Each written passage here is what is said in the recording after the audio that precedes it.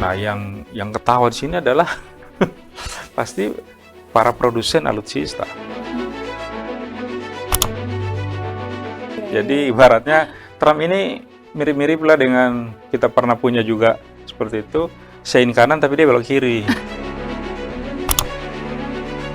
Apa jangan-jangan ya sebenarnya di balik perang panas antara Iran Israel ini tuh sebenarnya cuma untuk showcase adu senjata, teknologi senjata aja.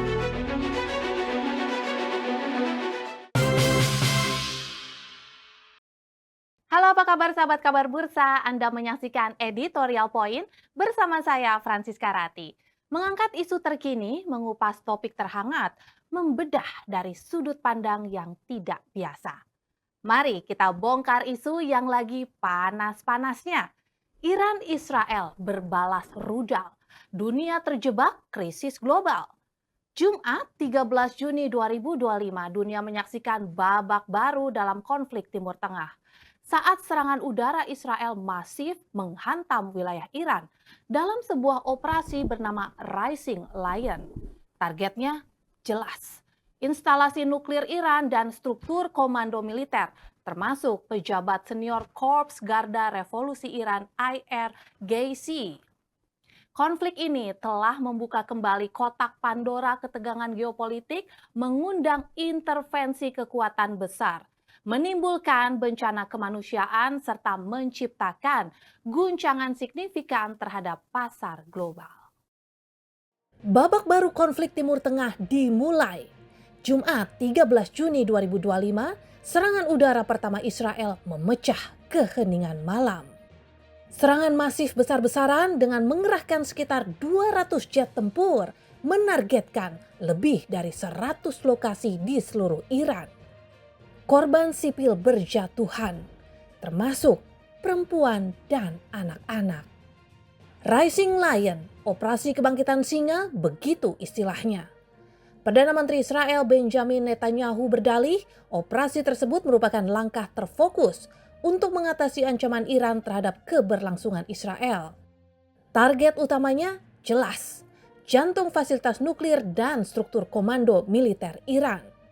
Panglima tertinggi Korps Garda Revolusi Islam IRGC, Mayor Jenderal Hussein Salami, dilaporkan tewas dalam serangan tersebut, bersama dengan ilmuwan nuklir Fereydun Abbasi dan Muhammad Mehdi Teranci. Kotak Pandora ketegangan Timur Tengah kembali terbuka, menimbulkan bencana kemanusiaan serta guncangan geopolitik global. Fase konflik makin genting saat Amerika Serikat secara mengejutkan mengklaim telah menggempur 3 situs nuklir Iran. A short time ago, the U.S. military carried out massive precision strikes on the 3 key nuclear facilities in the Iranian regime: Fordow, Natanz, and Esfahan. Everybody heard those names for years as they built this horribly destructive enterprise. Our objective was the destruction of Iran's nuclear enrichment capacity and a stop to the nuclear threat posed by the world's #1 state sponsor of terror. Tonight I can report to the world that the strikes were a spectacular military success. Tak butuh waktu lama, efek perang Iran-Israel mengguncang pasar global. Harga minyak mentah Brent melonjak 7% dalam 1 pekan, menjadi kenaikan terbesar sejak awal perang Rusia-Ukraina. Skenario penutupan Selat Hormuz memicu ketidakpastian resiko yang berdampak pada inflasi global. OECD dan Bank Dunia menyerukan jika konflik berlanjut dapat memicu keruntuhan ekonomi dunia. Bagi Indonesia, dampak ekonomi dari perang Iran-Israel sangat nyata. Sebagai negara net importir energi, Indonesia mengimpor sekitar 1 juta barel minyak per hari. Kenaikan harga minyak global otomatis menaikkan biaya impor dan beban subsidi energi. Neraca perdagangan migas Indonesia diperkirakan memburuk. Stabilitas fiskal pun semakin beresiko tinggi. Pasar modal, keuangan, dan kripto berfluktuasi tidak terduga. Pastikan investasi Anda cepat dan tepat sasaran. Kami sajikan data, analisis, dan sinyal pasar. Eksklusif untuk Anda. Kabar Bursa Investor Pro hadir membantu memudahkan Anda berinvestasi dan mengambil keputusan bisnis. Klik dan subscribe Kabar Bursa Investor Pro sekarang juga.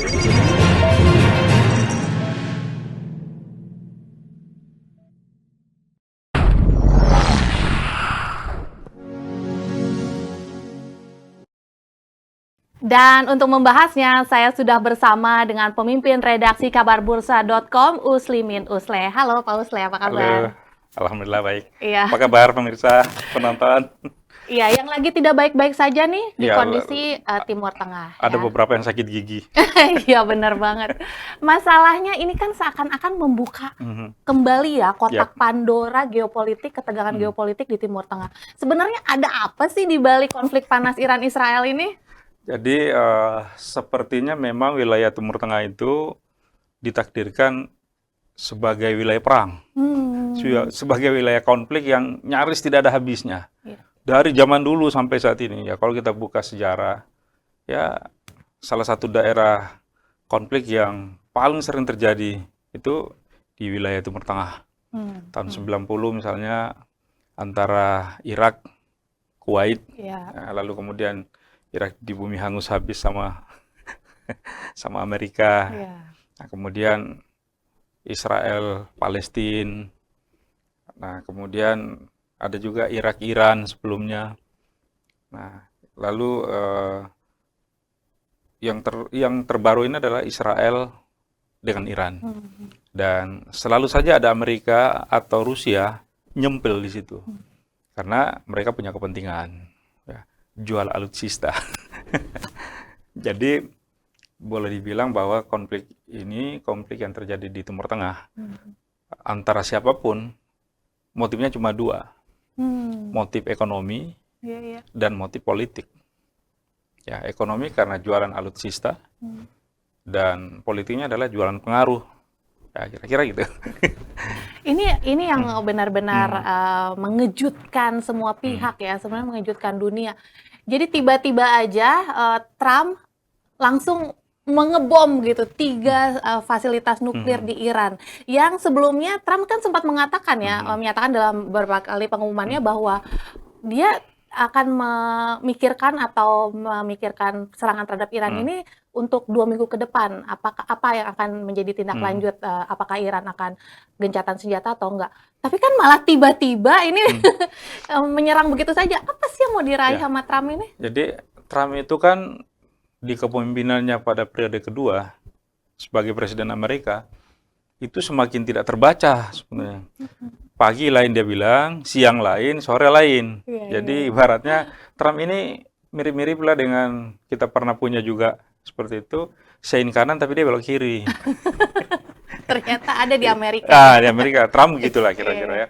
Sampai para ekonom termasuk Menteri Keuangan kita kan pernah pada satu kesempatan mengatakan, ya ini tidak ada teori ekonomi yang bisa kena dengan cara Trump menetapkan perang tarif, ya, tarif dagang gitu ya. Nah, dalam kebijakannya sebetulnya sejak periode pertama Trump juga begitu, tapi tidak segila sekarang. Dia semakin saat ini dia semakin suka-suka aja. Pokoknya menurut dia mana yang mengganggu kepentingan Amerika, sikat, selesai. Nah, itulah Donald Trump. Jadi dia akan tercatat sebagai presiden yang lain di pagi, lain di sore, lain di malam hari. Iya, sebelum kita melihat sebenarnya ada apa sih teka-teki di balik serangan Amerika Serikat ke fasilitas nuklir Iran, yang menarik atau yang tersorot di gambaran saya tuh tiba-tiba setelah serangan nuklir tersebut kan Iran mengancam akan menutup Selat Hormuz begitu. Ini adalah selat yang benar-benar sangat vital karena ini merupakan bagaimana nantinya pasokan rantai untuk minyak dunia ini pusatnya di situ, salah satu pusatnya itu. Nah, tiba-tiba Trump kan telepon Hmm. pihak pemerintah China begitu ya untuk meminta atau melobi Iran membatalkan atau tetap Hmm. membuka Selat Hormuz ini. Jadi kan kayak ibaratnya nih Trump kayak anak kecil ya, abis ngeprank temennya gitu, Ya, tiba-tiba ngadu nih ya, ke mamanya kalau itu dong temennya jangan balas gitu. ya. Jadi gini, eh, itulah strategi dan cara Trump berkomunikasi, menyampaikan komunikasinya. Hmm. Dan kalau kita tapi kalau secara umum kita perhatikan ya, di banyak negara yang dianeksasi oleh Amerika, isunya sama, Oh, soal fasilitas nuklir. Ya. Irak dulu di bumi hangus juga karena dicurigai Saddam Hussein mengembangkan reaktor nuklir. iya, iya, iya. Begitu juga dengan Libya, Muammar Gaddafi juga digulingkan oleh Amerika dengan isu-isu seperti itu. Karena dia tidak mau tersaingi. Hmm. Dan anak emas Amerika di Timur Tengah, dulu itu ada dua sebetulnya. Selain Israel, adalah Iran. Ya, iya, iya. Tapi setelah di Iran terjadi pergantian kepemimpinan dari klan Reza Pahlavi Hmm. ke Khomeini, itu berubah. Hmm. Ya, jadi secara otomatis pasti Amerika juga melakukan pendekatan yang berbeda. Nah, Hmm. sekarang ini Amerika, Donald Trump tiba-tiba memerintahkan hajar itu Iya, iya. eh, fasilitas nuklir, pengembangan nuklir Iran. Ya, apakah itu hajar betul-betul hajar atau hanya hajar semacam drama Korea? Ya, itu Hmm. kita tidak tahu persis ya. Hmm. Karena gambar-gambar yang kita peroleh juga gambar-gambar satelit dan tidak memperlihatkan secara utuh apakah betul itu dibom seperti apa dan tidak ada dokumentasi Iya. ketika B-52 beraksi. Ya, hanya tiba-tiba saja Donald Trump melakukan konferensi pers, kita telah melakukan serangkaian serangan ke sejumlah titik Hmm. untuk kepentingan perdamaian, atau dengan Hmm. reaktor nuklir.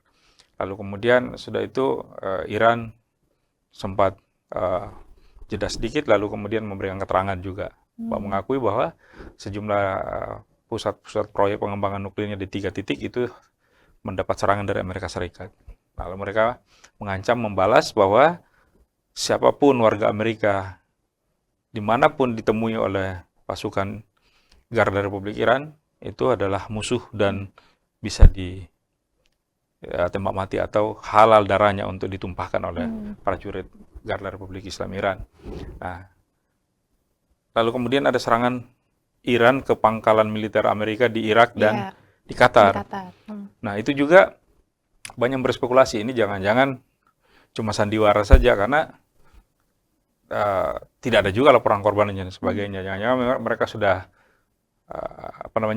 sudah berkomunikasi, sudahlah, karena tujuan anunya sudah selesai.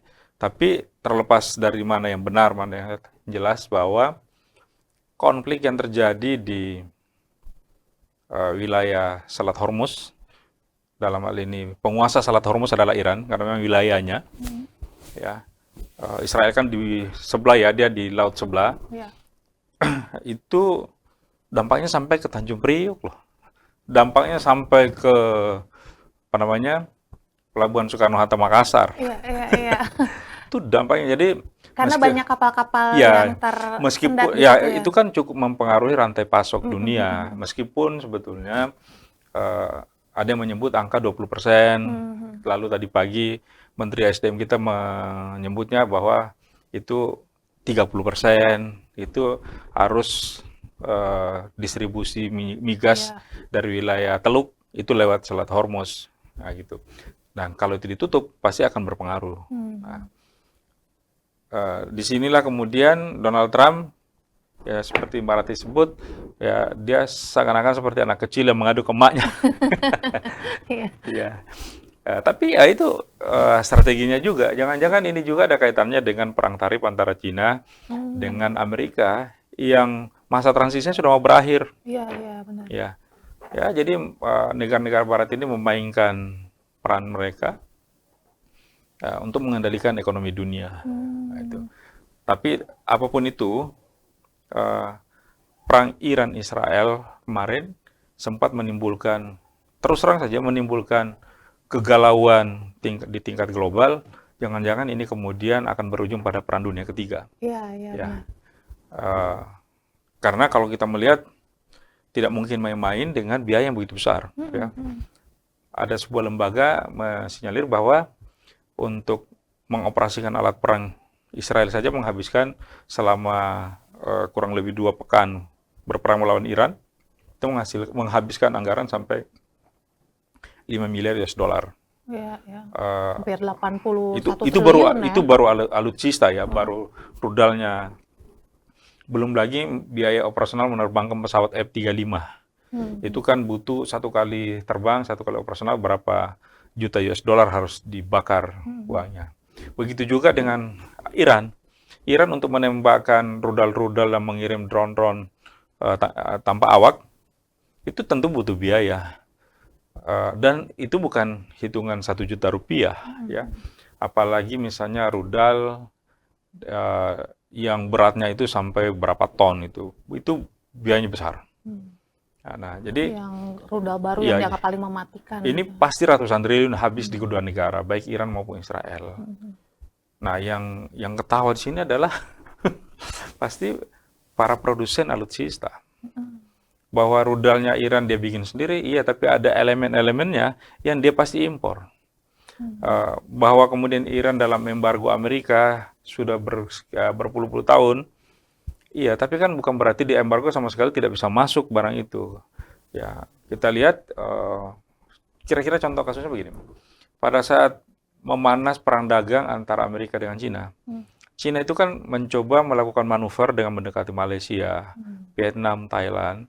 Lalu kemudian produk-produk Cina yang akan ke Amerika itu lewat pasar Malaysia, Thailand, Vietnam, yang kebetulan memang tarifnya dikenakan oleh Trump itu jauh di bawah dibandingkan dengan Cina.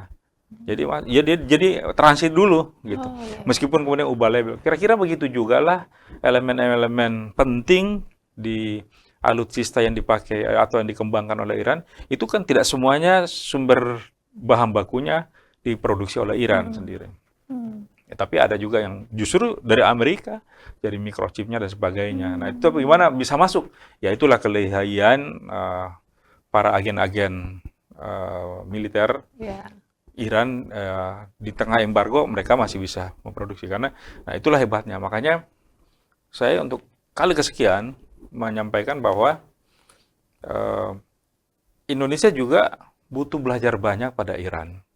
Ya, Iran itu sudah diembargo berpuluh-puluh tahun, tapi bisa eksis. Coba, kalau Iran tidak dalam embargo Amerika, kira-kira bukan hanya rudal sekelas Sijil yang bisa dia kembangkan, bahkan rudal yang jauh lebih hebat lagi bisa dia kembangkan. Nah, karena itu ada negarawan kita, ada mantan pemimpin nasional kita. Ya, masih bukan mantan sih, pemimpin nasional kita yang saat ini memang sudah tidak di pemerintahan. Bapak Yusuf Kala itu kan sudah sering kali mengingatkan, Iran itu di embargo tapi bisa berkembang. Kenapa kita tidak? Sementara kita tidak di embargo. Nah, itu karena kenapa? Para pemimpin di Iran mampu memaksimalkan potensi yang mereka miliki. Termasuk tadi disebut Selat Hormuz yang membuat kemudian Donald Trump sampai demam dan meriang. Sampai harus menelpon Cina, meminta agar Cina membujuk Iran agar tidak menutup Selat Hormuz. Ya, disitulah kelihayan dan kepiawaian para pemimpin-pemimpin Iran menggunakan potensi yang mereka punya sebagai alat senjata untuk alat tawar kepada lawan-lawannya, kepada mitra-mitranya. Kalau kau macam-macam, saya tutup sini. Nah, Indonesia juga sebetulnya punya potensi itu. Ya, kita punya tambang banyak. Kalau kita perhatikan, tambang nikel itu cadangan terbesar dunia ada di Indonesia, 40% sekian. Nah, ada beberapa bauksit juga kalau tidak salah, kita juga sebagai penghasil terbanyak bauksit di dunia cadangannya. Nah, itu kan sebetulnya adalah sebuah senjata. Amerika kok macam-macam, saya tahan impor, saya tahan ekspor nikel saya tidak kasih kamu nikel ke tempatmu, saya tidak kirim bauksit, kau butuh kan? Nah, kalau ini bisa kembang, nah inilah sebetulnya, tapi pasti pemimpin kita paham lah, cuma memang dalam mengambil sebuah keputusan di Republik ini, sebuah keputusan yang bisa diambil dalam 5 menit, Bisa itu berubah. bisa sampai 5 bulan, 5 tahun itu tidak selesai. Ya, dalam banyak kasus kita perhatikan kan seperti itu. Bahkan keputusan yang sudah Iya, matang juga iya akhirnya bisa mentah terlalu lagi ya. banyak tarik menarik kepentingan. Mhm. Sampai ya kalau kita lihat mudah-mudahan eh, dalam hal-hal yang positif bisa berlanjutkan. Ini Pak Prabowo saya kalau kita perhatikan ada beberapa kebijakan menteri yang tiba-tiba dianulir. Iya. Nah, itu artinya meskipun disebut dievaluasi 100 hari atau 3 bulan kepemimpinannya disebut, salah satunya adalah Kabinet Merah Putih itu kompak, itu sudah kelihatan. Kalau kompak tidak ada anulir kebijakan, ya kira-kira begitu. Kira-kira begitu, Pak. Tapi kalau misalnya kita bicara soal sandiwara tadi ya, gimana nih kira-kira redaksi Kabar Bursa mencermati apa jangan-jangan ya sebenarnya di balik perang panas antara Iran Israel ini tuh sebenarnya cuma untuk showcase adu senjata, teknologi senjata aja. Karena kan kalau misalnya kita bicara sebenarnya pemenang sesungguhnya adalah agen-agen senjata. Ya. Jadi ini hanya untuk menguji kemampuan begitu ya. Ya. Setelah berhasil diuji ternyata memang secanggih itu senjata mereka yang mereka punya. Ya udah akhirnya sekarang gencatan senjata. Ada nggak sih akhirnya mengarah ke sana? Ini jangan kita cuman pasar modal, keuangan dan kripto berfluktuasi tidak terduga. Pastikan investasi Anda cepat dan tepat sasaran. Kami sajikan data, analisis dan sinyal pasar eksklusif untuk Anda. Kabar Bursa Investor Pro hadir membantu memudahkan Anda berinvestasi dan mengambil keputusan bisnis. Klik dan subscribe Kabar Bursa Investor Pro sekarang juga.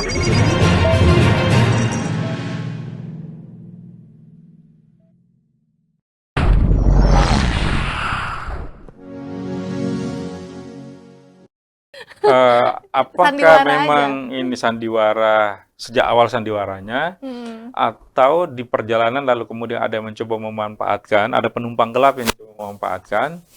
Ya kita tidak tahu ya. Ya, hanya para pemimpin negara Iran dan Israel yang tahu. Ya, ya. Tapi kalau membaca tipikal dan karakter kepemimpinan Ali Khamenei, pimpinan Iran, dan kemudian Benyamin Netanyahu, sepertinya bukan sandiwara.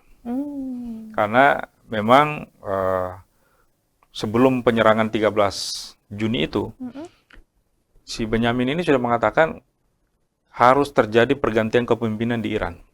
Karena memang kepemimpinan Iran saat ini itu sangat kontra Israel. Dalam perang Israel dengan Palestina di Gaza, itu Iran termasuk yang menolak secara keras dan membantu milisi Hamas melawan Israel. Nah, dan termasuk Iran lah yang memiliki ikatan yang sangat kuat dengan kelompok Houthi di Yaman yang kerap menembakkan dan mengganggu di Selat Hormuz. Juga. Nah, di Selat Hormuz atau di selat mana gitu ya, di Teluk. Nah, begitu juga di Yordania. Pasukan Hizbullah juga dipasok senjatanya oleh Iran. Jadi kalau melihat itu sepertinya bukan sandiwara. Ya. Antara Ali Khamenei dengan Benyamin Netanyahu ini bukan sandiwara. Karena memang Israel menganggap bahwa salah satu negara yang cukup agresif dan akan mengganggu dominasi Israel di Timur Tengah adalah Iran. Ya, dan Iran susah dikendalikan. Gitu. Jadi ini saya yakin bukan sandiwara. Kalau kita lihat, kalau itu sebagai sebuah sandiwara, maka betapa teganya kedua pemimpin itu mengorbankan negaranya, mengorbankan rakyatnya. Karena kan di serangan pertama Israel itu ratusan warga warga Iran, termasuk anak-anak, puluhan anak-anak dan ratusan juga masyarakat sipil yang menjadi korban, meninggal.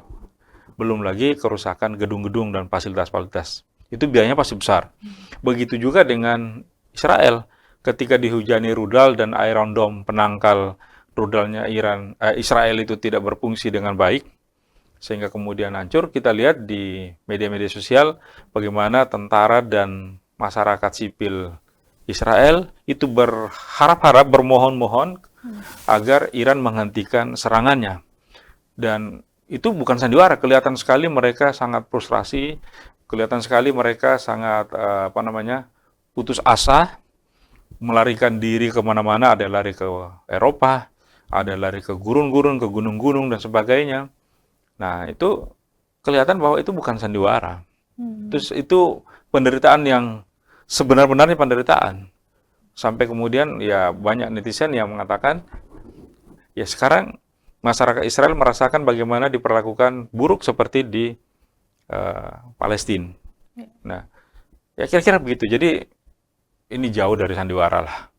Bahwa kemudian ada yang bermain, ada yang memanfaatkan situasi itu, pasti.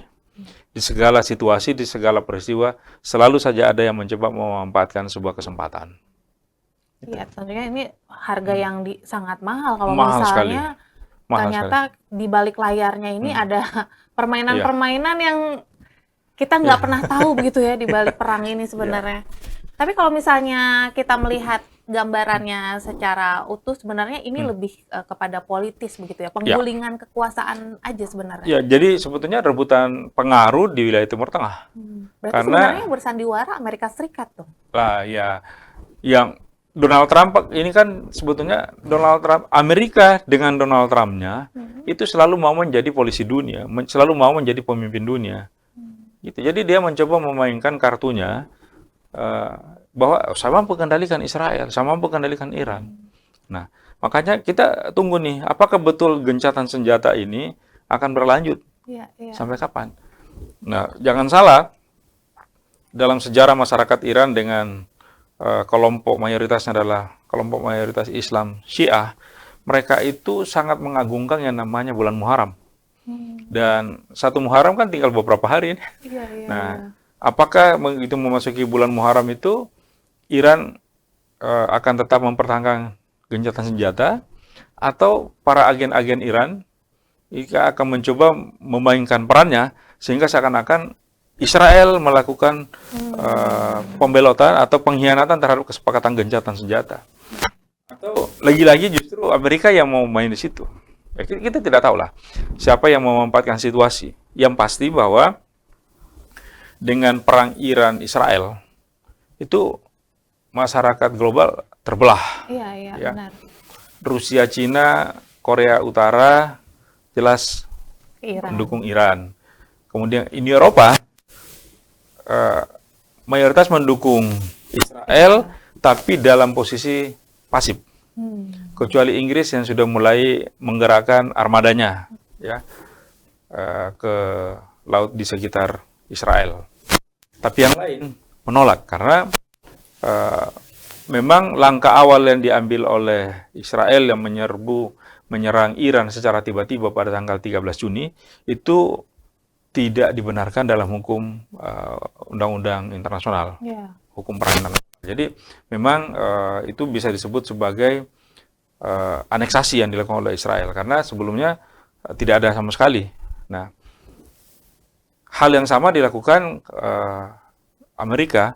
Trump memerintahkan pasukannya yang ada di Qatar untuk atau di sekitar Iran untuk menyerang 3 titik krusial proyek pengembangan nuklir yang dituding seperti itu juga sebetulnya keliru. Tapi Amerika lakukan itu sebagai pembelaannya terhadap Israel yang memang jadi anak emasnya selama ini. Gitu. Iya, nggak cuma perang dagang, ini perang Iran-Israel ini juga semakin membelah dunia ini ya, antara keperpihakannya. Tapi kalau misalnya kita lihat sebenarnya siapa sih yang paling diuntungin dan sebenarnya siapa yang paling dirugiin? Ini kan di tengah-tengah tekanan ekonomi global, bahkan ya defisit anggaran dari masing-masing negara.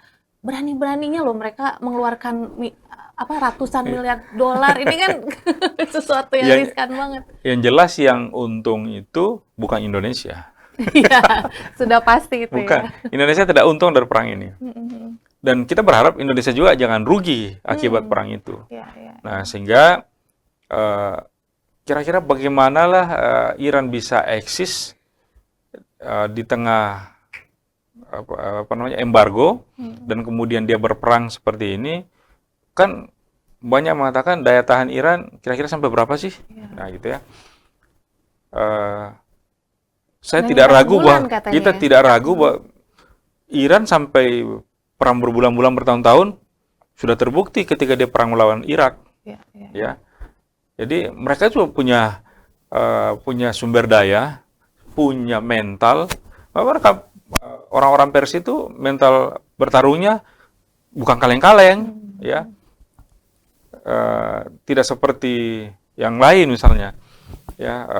Tentara-tentara Bayar, mereka memang sudah dengan bayatnya itu mau mati gitu ya. Kalau orang-orang Syiah kan kira-kira begitu. Nah, Israel juga demikian. Israel juga ini pertaruhan bahaya. Kalau dia kalah, sampai dia kalah, dia bisa terusir dari wilayah pendudukan. Karena apa yang ditempati oleh Israel saat ini sebetulnya itu bukan wilayahnya. Israel ini adalah bangsa yang dulu tidak punya wilayah, tapi karena campur tangan Barat, maka kemudian ditempatkan di situ. Lalu kemudian dia semakin melebarkan dan mengambil tanah-tanah Palestina. Nah, makanya sampai sekarang Palestina tidak akan pernah ditawarkan solusi dua negara di satu wilayah. Nah, itu mereka juga tidak terima sampai sekarang. Sebagian negara juga tidak mau mengakui keberadaan Palestina sebagai sebuah bangsa dan negara. Nah, Indonesia termasuk yang sangat pro terhadap ini. Dan kalau kita lihat di media-media sosial, baik Donald Trump maupun Benjamin Netanyahu kan mengancam akan menghancurkan Indonesia. Hari ini Iran, setelah itu mereka akan lebar ke negara-negara lain di Asia termasuk Indonesia. Kan ini. Nah, karena itu sebetulnya ancaman-ancaman itu tidak boleh juga dipandang sepele. Penghancuran Indonesia tidak hanya dengan mengirim rudal dari Israel ke Indonesia. Karena ya berapa biji sih rudal yang bisa mereka kirim langsung? Ya kan jaraknya terlalu jauh. Tapi meskipun memang ada rudal antar benua ya, dan itu mungkin, tapi itu ada berapa banyak ya. Nah, Indonesia juga sangat luas sekali. Luas wilayah Indonesia jauh lebih luas dibandingkan dengan Uni Eropa.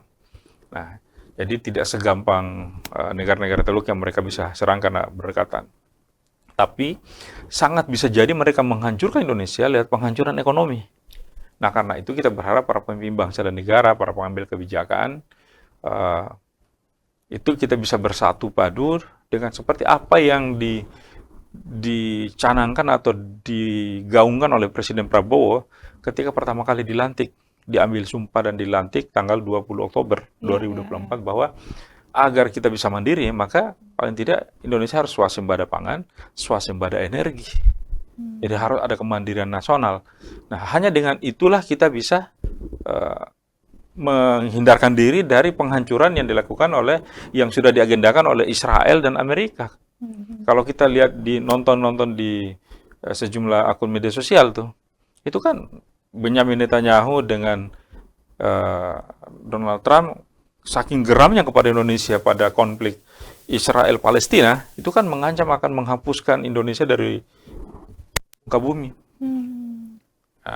Nah, karena itu untuk antisipasi, meskipun itu hanya 2 orang dan jauh, mengantisipasi itu kita, seperti yang disampaikan Pak Prabowo, menjadi keyakinan Pak Prabowo, Presiden kita, bahwa untuk menghindari hal-hal seperti itu, untuk kita tidak menjadi di bawah tekanan negara lain, maka kita harus ada kemandirian nasional dalam hal swasembada energi dan swasembada pangan. Gitu. Tapi kalau misalnya melihat perang panas Iran-Israel ini kan sebenarnya lebih kayak perang harga diri ya. Dan kalau perang harga diri itu kayaknya bakal alot negosiasinya, bakal lama nih. Pasti lama. Tapi memang sejarah konflik di Timur Tengah selalu memang ada gencatan senjata. Ya, mereka ambil napas. Ya. Ambil nafas. Ya, ambil napas dulu. Nah, kira-kira gencatan senjatanya sampai kapan? Nah, itu yang kita belum tahu.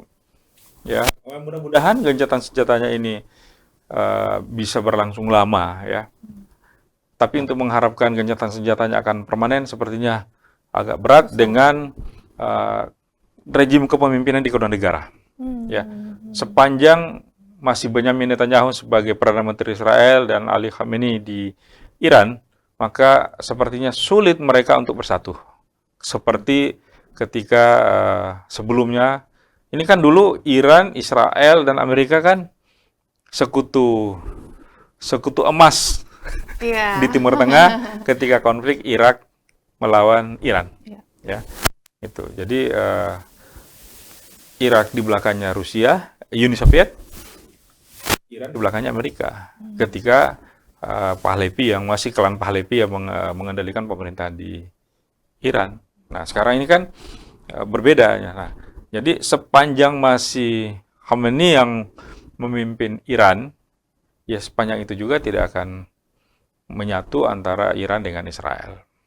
Nah, ini dia nih. Berarti kan Karena efeknya kutub ideologi yang berbeda. itu dia. Ya, Efeknya berarti masih panjang. untuk global pun Yap. krisis ekonomi global ini kayaknya bakal makin panjang begitu. Karena kalau misalnya kita lihat kan saat sebelum gencatan senjata aja udah terasa banget begitu ya bagaimana kepanikan global itu. Nah, kira-kira kalau misalnya ini negosiasinya bakal alot, bakal lama begitu, apa dampak terburuknya kalau kita berkaca dari sejarah rentetan panjang Ke Indonesia. ya, termasuk khususnya Iya. pasti Indonesia ya. Iya. Apa sih dampak terburuk yang bakal kita rasain? Ya pasti ketika harga minyak dunia naik, itu pasti akan berdampak buruk pada Indonesia. Kenapa? Tadi pagi Pak Bahlil, kita live juga di akun YouTube-nya Kabar Bursa. Itu Pak Bahlil secara belak-belakan mengatakan bahwa kondisi kita hari ini, ya, kita butuh migas, bahan bakar minyak itu sampai 1.500.000 lebih barel per hari. Ya, ya, ya. Sementara produksi kita hanya sepertiganya, hanya 500 sekian. Datanya ada, itu berbanding terbalik dengan tahun di zaman Orde Baru. Ketika itu kebutuhan kita hanya 500.000 barel per hari, produksi lifting kita 1.500.000 lebih. Sekarang sebaliknya. Jadi 2/3 kebutuhan minyak kita, bahan bakar minyak kita itu diimpor. Nah, kalau ini berlanjut, pasti dampaknya besar buat Indonesia. Karena kenapa? Produsen minyak terbesar di dunia itu adanya di Teluk Sana, Iya, iya, iya. ya, di wilayah Timur Tengah. Ya, meskipun tidak semua harus lewat Selat Hormuz, karena ada juga yang lewat ini, misalnya yang di Lewat sisi jalur lain, di terusan Suez itu kan di sisi sebelah kiri Arab Saudi itu kan bisa ada jalur lain yang bisa masuk. Ini, tapi untuk yang bersumber dari Qatar, dari Irak, kemudian dari Oman itu, Oman di bawahnya sudah lewat sedikit Teluk Hormuz, kemudian Kuwait, itu pasti lewat Selat Hormuz untuk mengangkut keluar, kalau lewat jalur laut, dan itu yang paling murah. Kalau lewat darat, ya bedanya berat dan daya angkutnya terbatas. Nah, jadi pasti, tapi memang disebut bahwa hanya kurang lebih 20%. Tapi jangan salah, 20% itu Indonesia butuh berapa dari situ? Iya, iya. Nah, pengaruhnya pasti kalau itu terjadi, maka biayanya akan berantai. Jadi bukan hanya biaya angkutnya saja, berantai semuanya. Ya, efek dominonya panjang. Nah, jadi pasti Indonesia akan terpengaruh.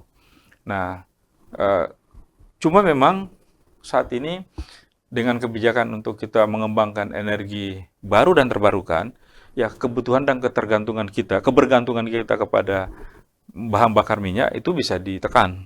Nah, cuma kan Indonesia masih di tahap awal untuk pengembangan ini. Iya, masih Ya. panjang Nah, kita tapi paling tidak perjalanannya. kita sudah bisa melihat satu cahaya terang, satu titik cahaya terang bahwa Indonesia pelan tapi pasti sudah akan mulai melepaskan ketergantungannya kepada bahan bakar minyak yang memang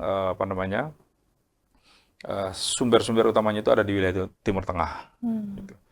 Nah, jadi kita berharap saja mudah-mudahan pemerintah bisa semakin memasifkan, melakukan gerakan-gerakan, melakukan terobosan-terobosan kebijakan di bidang ekonomi, khususnya di bidang pemanfaatan bahan bakar minyak, sehingga kemudian Indonesia bisa melepaskan diri dari ketergantungan di Timur Tengah.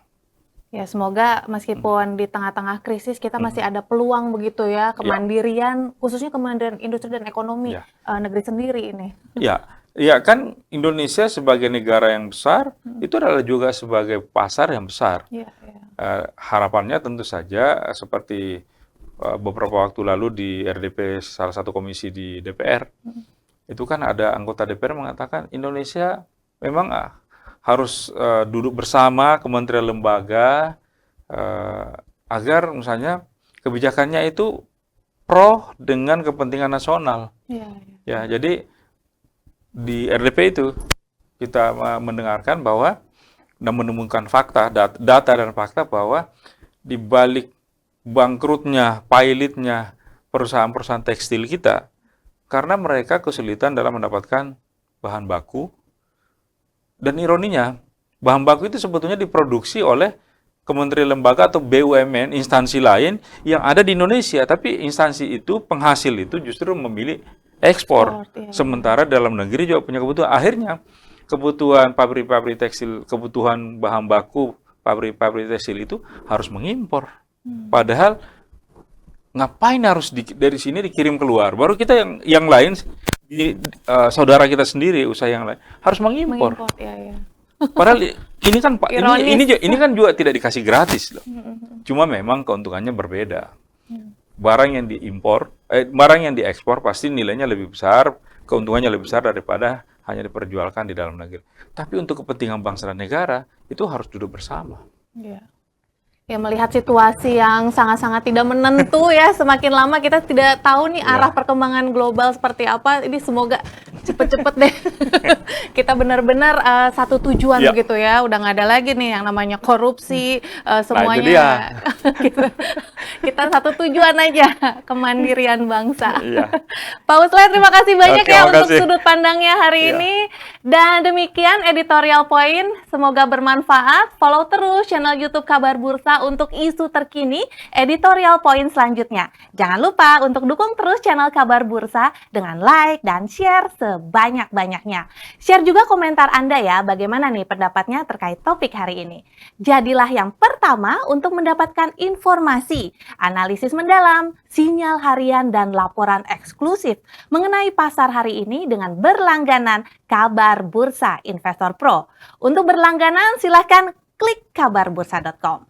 Saya Francisca Rati dan kru yang bertugas pamit. Sampai jumpa.